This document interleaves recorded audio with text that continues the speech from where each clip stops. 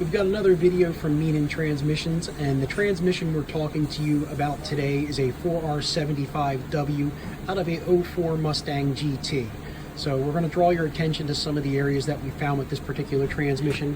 You're going to notice the forward frictions here are burnt, showing signs of wear, indicating a problem with the forward clutch drum on this, as it was slipping profusely and barely moved at all upon arrival to the shop.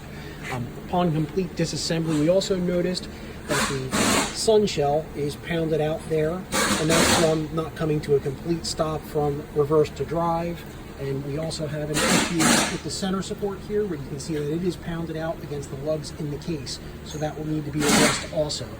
This is the forward clutch drum that we will do an upgraded piece for, which we'll show you in a moment, and the direct clutch cylinder, which also has some known problems, so we will replace that in the rebuilding process as well. And as we were talking about it, this is the forward clutch drum here. You can see it is not a stamped steel piece as the factory one, but a machined billet steel drum, so that we won't ever run the risk of having the end of the drum blow off, which is one of the problems with the factory drum. Also holds an additional friction versus the stock drum. Replacement direct clutch cylinder, that one does not have that same type of failure, but we replaced that because they are prone for failure.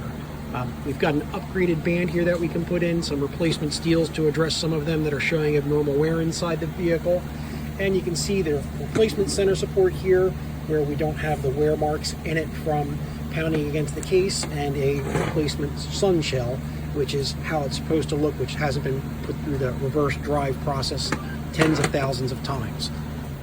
Along with all of the other components that have been decontaminated and cleaned up for reassembly, we also addressed the overdrive servos, and we machine the case and install a sleeve in there to ensure hydraulic integrity.